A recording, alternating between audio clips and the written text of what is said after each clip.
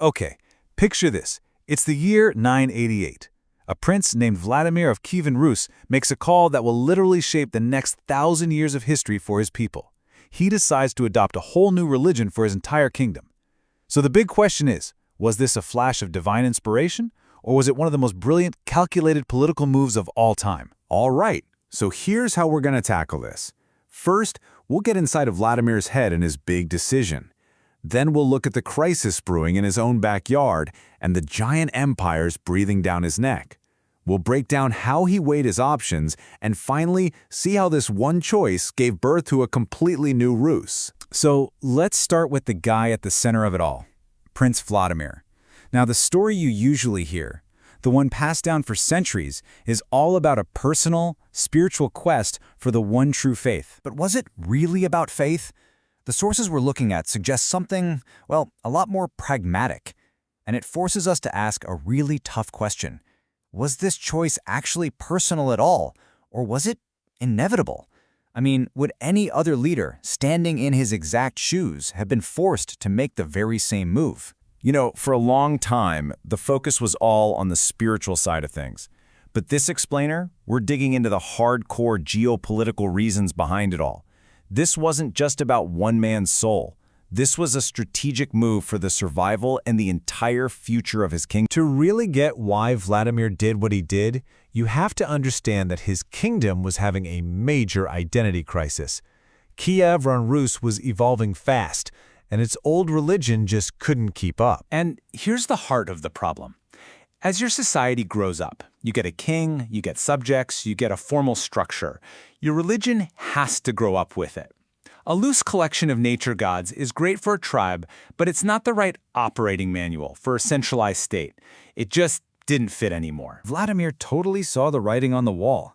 In 980, he even tried a quick fix. He set up this official pantheon of 6 main gods, trying to unify everyone. It was a complete flop. The patch didn't work, and pretty soon, tensions with the growing Christian minority started to get violent.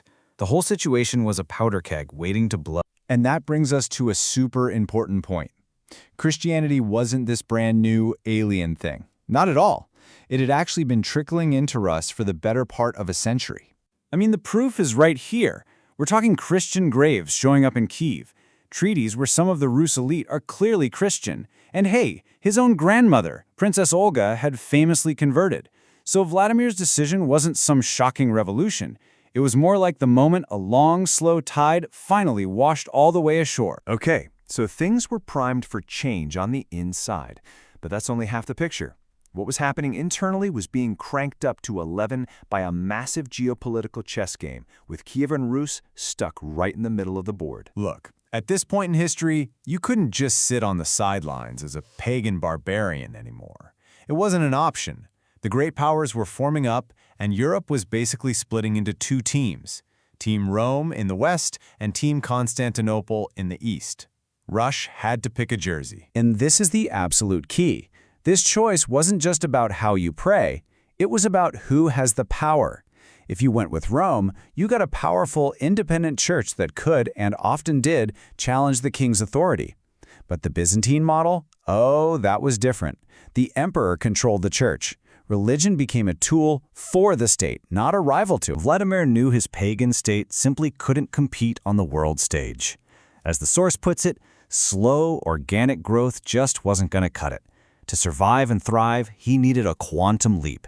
He had to basically download an entire cultural and political operating system, law, science, art, the whole shebang, and Byzantium had the most advanced one on the market. So let's be really clear about this. That famous story of Vladimir listening to missionaries and choosing a faith, it wasn't some theological beauty pageant. It was a cold, hard, strategic calculation of his best political move. If you just lay it out like a pros and cons list, it becomes incredibly obvious. Islam, culturally difficult. No alcohol was a tough sell, and their main ally was politically weak. Judaism, associated with the Khazars, a kingdom that had just been destroyed. Not a good look. Each option was judged purely on its strategic and political upside for him. Sure, siding with Rome and the German Empire was tempting, but it came with that one massive catch, an independent church that would always be a second power center in his kingdom. For a prince who wanted to consolidate all power in his own hands, who wanted to become an absolute ruler, the Byzantine model was a perfect fit. It was the only choice that gave him a top-tier ally and made his own power absolute. Boom, the decision is made, and the impact wasn't just big, it was revolutionary. In 988, Kievan Rus didn't just get a new religion, it was reborn as a totally new kind of state. The return on investment was immediate and immense. First off, Vladimir's own status skyrocketed. He wasn't just a prince anymore. He was a ruler chosen by God. And with that came a whole cultural package deal. Schools and literacy, new art and stone architecture, Byzantine laws, new coins.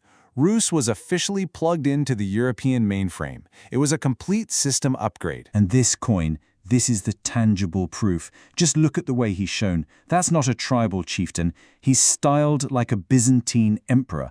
This was a message to the world. I am an autocrat. My rule is backed by God, and I am on the same level as the greatest rulers on earth. This quote really nails it. Rus didn't just import the rituals and beliefs, it imported the political DNA of Byzantium. That means the idea of a divine ruler, and this powerful collectivist idea that the interests of the state, of the whole, are way more important than the interests of any one person. So you might be wondering, how on earth did he pull this off without a massive, bloody civil war? Well, two main reasons. First, like we saw, Christianity wasn't a total shock to the system. And second, Vladimir was smart about it. He made the new religion official, but he didn't go on a violent witch hunt for every person who wanted to quietly keep their old traditions. So when all the dust settles, let's do a quick tally of the winners and losers. Vladimir? Obvious winner. He's now an absolute ruler. The elites and merchants? They win big time with new connections to Europe. Even slaves won because their status was actually improved by the new morality. The only real loser? The old pagan priesthood who lost literally all of their power overnight. Okay, so we've seen that Vladimir's choice was logical, it was pragmatic, maybe even inevitable. But looking back, this whole story leaves us with one massive, provocative question about the long-term consequences. By choosing Byzantium's model of church and state, did Rus basically merge onto a completely different historical highway than the rest of Europe? Was this single decision, made way back in 988, the origin point of a unique civilization, one whose development would forever be distinct from, and as some argue, always a step behind, the nations that went with Rome? It's a powerful thought that a choice made 1,000 years ago is still shaping the world we live in today.